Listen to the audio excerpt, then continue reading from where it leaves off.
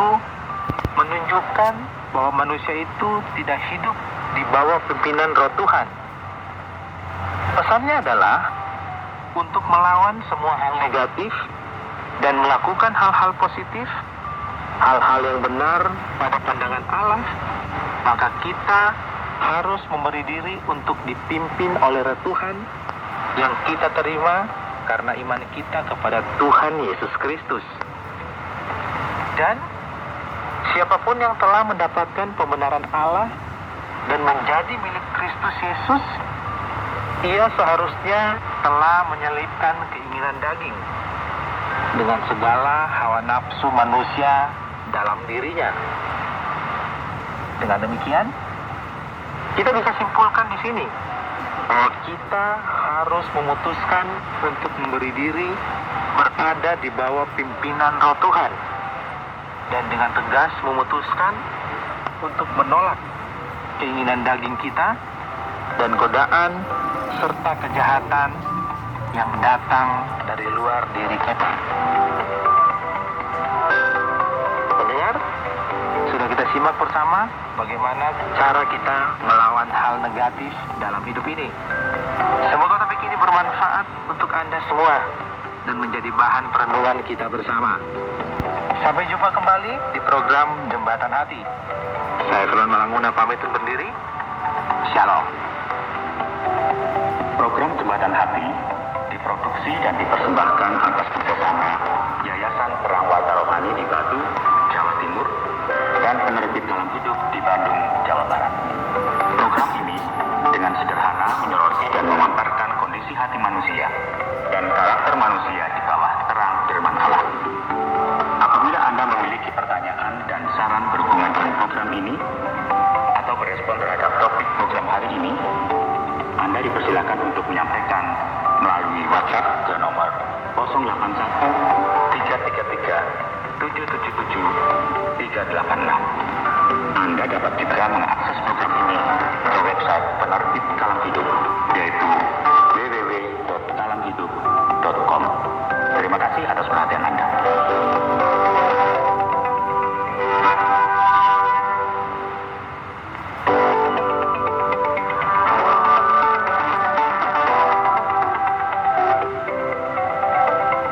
Shalom pendengar, selamat berjumpa kembali dalam program Jembatan Hati. Senang saya Firman Malanguna bisa kembali hadir ya, berjumpa dengan Anda semua. Melawan hal negatif adalah topik seru yang akan kita bahas bersama kali ini. Mari bersama kita mengikuti dan menyimak narasi berikut ini.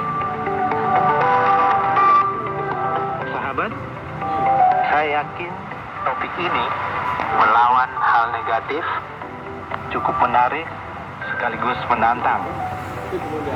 Menantang bagi seorang komunikator yang menyampaikan konten komunikasinya. Menantang pula bagi audiens yang menjadi sasaran komunikasi.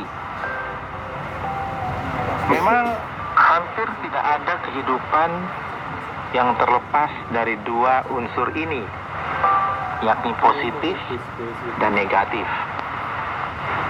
Hampir tidak ada seorang pun yang tidak berusaha untuk mengetahui dengan pasti apa saja yang positif dan apa saja yang negatif.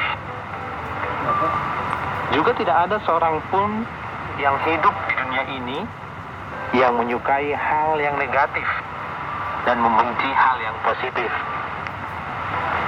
Tidak diragukan bahwa setiap orang sangat menyukai hal-hal yang positif. Sebaliknya, tidak menyukai bahkan membenci hal-hal yang negatif.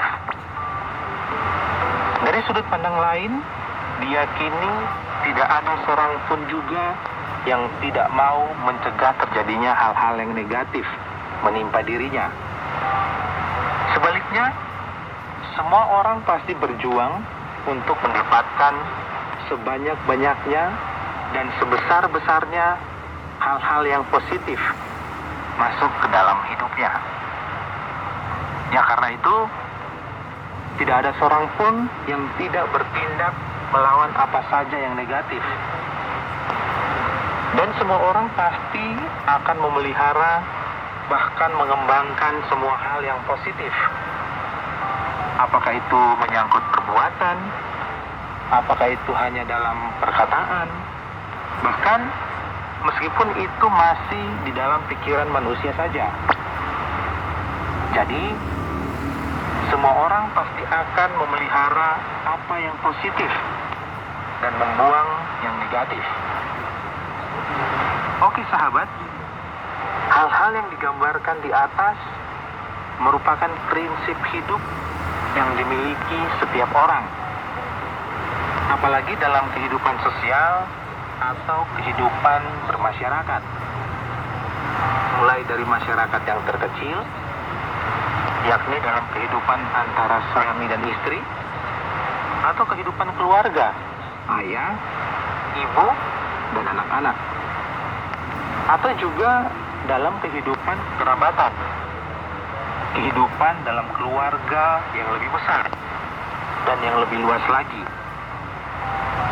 Semua usaha manusia dalam hal mencegah atau melawan hal-hal negatif dan memelihara serta mengembangkan hal-hal yang positif juga senantiasa ada dalam kehidupan bermasyarakat yang lebih luas. Misalnya dalam lingkungan tetangga, dalam sebuah masyarakat desa. Usaha-usaha dalam mencegah atau melawan hal-hal negatif dan memelihara serta mengembangkan hal-hal yang positif juga sudah pasti ada dalam bermacam-macam komunitas yang terbentuk dalam kehidupan bersama. Misalnya, komunitas yang terbentuk berdasarkan kesamaan suku, agama, aliran, dan lain-lain. Juga misalnya dalam komunitas berdasarkan kesamaan lingkungan kerja dan lingkungan pendidikan, berdasarkan kesamaan kebutuhan. Suku Israel di utara membentuk kerajaan Israel, suku Yehuda gabungan dengan suku Benjamin untuk membentuk kerajaan selatan, bermakna kerajaan Yehuda. Yehuda adalah suku Raja Daud yang melalui keturunannya Allah menjanjikan untuk melahirkan Mesias. Bible menunjukkan bagaimana kedua-dua suku Israel ini mempunyai begitu ramai raja.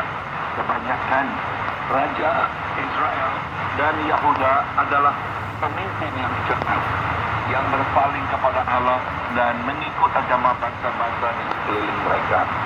Di antara raja-raja Israel ada seorang raja yang lebih jahat dan kejam daripada raja yang lain. Namanya ialah Ahab. Ahab ialah raja ke-8 selepas Sulaiman.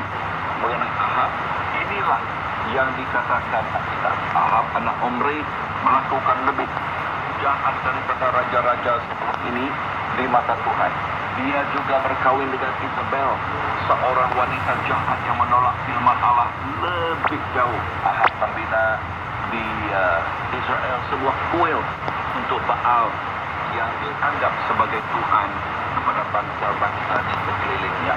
Jadi Ahab benar-benar membuat Allah marah karena dia memimpin orang Israel untuk mengikuti agama yang kosong dan palsu serta nabi-nabi palsu Baal. Namun pada masa itu ada seorang lelaki di Israel yang berjalan dengan Allah, namanya Elia. Suatu hari Allah mengutus Elia kepada Ahab. Elia berkata kepada Ahab, "Demi Allah yang hidup, Allah Israel yang kusembah, embun dan hujan tidak akan turun selama 3 tahun kecuali atas firman-Ku." Kemudian terjadilah bahwa selama 3 tahun tidak ada hujan di tanah Israel. Yang itu kebuluran berlaku di seluruh negeri itu. Dalam bab 18 ya Alkitab mengatakan begini. Yang pertama, sesudah beberapa lama tahun 3 datanglah firman Tuhan kepada Elia. Demikian, pergilah tunjukkanlah dirimu kepada Ahab, kerana aku akan menurunkan hujan ke atas muka bumi. Maka Elia pun pergi untuk menunjukkan diri kepada Ahab. Ketika itu bencana kebuluran sedang menyerang dengan hebatnya di Samaria. Pada waktu Ahab melihat Elia, Ahab berkata kepadanya, "Engkaukah ini, wahai orang yang menyusahkan Israel?" Jawabnya, "Bukan aku yang menyusahkan Israel, melainkan engkau dan kaum keluargamu, kerana kamu telah meninggalkan perintah-perintah Tuhan, lalu mengikuti para Baal. Sekarang kumpulkanlah semua orang Israel, lalu temuilah aku di Gunung Kamel. Ajak pula 450 orang Nabi Baal dan 400 orang Nabi Asyara yang mendapat makanan dari meja Isabel." Allah mengirimkan utusan ke seluruh orang Israel mengumpulkan nabi di Gunung Kamel. Kemudian mendekati seluruh rakyat itu dan berkata, "Berapa lama lagi kamu akan berjalan tumpang dengan hati yang berjaban? Jika Tuhan itu Allah, ikutlah dia. Tetapi jika Baal itu Allah, ikutlah dia." Rakyat tidak menjawab dia sepatah perkataan pun. Kemudian Elia berkata kepada rakyat, "Hanya aku sendiri, inilah yang masih tinggal sebagai Nabi Tuhan. Manakala Nabi-Nabi Baal itu ada 450 orang jumlahnya. Berilah kami 2 ekor lembu Tuhan. Mereka boleh memilih seekor lembu untuk mereka, memotongnya, lalu meletakkannya di atas kayu api. Tetapi jangan letakkan api pada kayu api itu. Aku akan mengolah lembu yang seekor api, meletakkannya di atas kayu api juga tanpa meletakkan api pada kayu api itu. Seluruh nama Tuhanmu dan apa pula akan menyeru pada nama Tuhan. Yang menjawab dengan api, dialah Allah." Kata seluruh rakyat itu, "Usul yang baik." Kemudian berkatalah Elia kepada nabi-nabi Baal itu, "Pilihlah seekor lembu untukmu dan olahlah lebih dahulu, kerana kamu ramai jumlahnya. Seluruh nama Tuhanmu, tetapi jangan letakkan api." Maka mereka mengambil lembu yang diberikan kepada mereka, mengolahnya, lalu memanggil nama Baal dari segi sampai tengah hari. Ya, dari pagi sampai tengah hari. Mereka berseru-seru, "Ya Baal, jawablah kami." Tetapi tidak ada suara yang tidak ada yang menjawab. Sementara itu mereka berkinja-kinja di sekeliling mazbah yang dibuat mereka. Pada tengah hari, Elia mengolok-olokkan mereka. Katanya, "Panggillah dengan suara yang nyaring. Bukankah itu Tuhan? Mungkin dia sedang berpikir, mungkin dia sedang melegakan diri di Gilead, mungkin dia sedang dalam perjalanan, jangan-jangan dia tertidur dan harus dibangunkan." Maka mereka memanggil dengan suara nyaring dan menorik-norik diri dengan pedang dan tombak seperti yang bisa dilakukan mereka, sehingga darah mencuri daripada tubuh mereka. Setelah berlalunya tengah hari, mereka terus meramal sampai waktu dan persembahkan persembahan petang. Namun demikian, tidak ada suara, tidak ada yang menjawab, dan tidak ada yang memberi perhatian. Lalu kata Elia kepada seluruh rakyat, "Datang dekat kepadaku." Maka seluruh rakyat pun mendekatinya. Kemudian Elia memperbaik mazbah Tuhan yang telah diruntuhkan itu. Diambilnya 12 buah itu selaras dengan jumlah suku Bani Yakub. Kepada Yakub ini pernah datang firman Tuhan demikian, "Namamu akan menjadi Israel." Dengan batu-batu itu dibinanya mazbah demi nama Tuhan yang dibuatnya parit di sekeliling mazbah itu, yang dapat membuat benih sebanyak 2 sukatan. Diaturnya kayu api, lalu dipotong-potongnya lembu itu dan diletakkannya di atas kayu api. Kemudian dia berkata, "Isilah 4 buah tempayan dengan air, lalu curahkanlah air itu ke atas korban bakaran dan juga kayu api itu." Katanya, "Buatlah begitu untuk kali kedua." Lalu mereka melakukan hal itu untuk kali keduanya. Katanya lagi, "Buatlah begitu untuk kali ketiga." Maka mereka melakukannya lagi untuk kali ketiga. Air pun mengalir daripada mazbah itu, memenuhi parit di sekelilingnya. Ketiga, tiba waktunya persembahkan persembahan petang.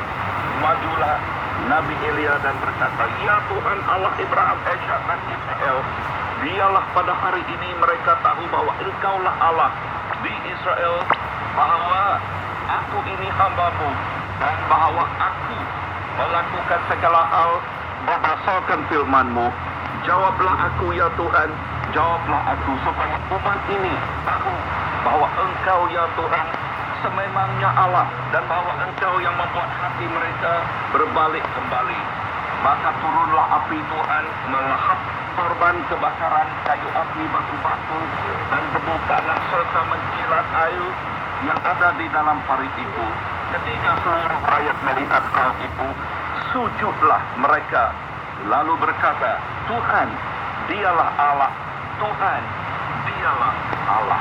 Kata Elia kepada mereka, "Tangkaplah nabi-nabi Baal itu.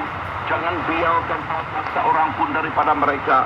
Mereka pun ditangkap. Lalu Elia membawa mereka turun ke sungai Kishon dan menyembelih mereka di sana.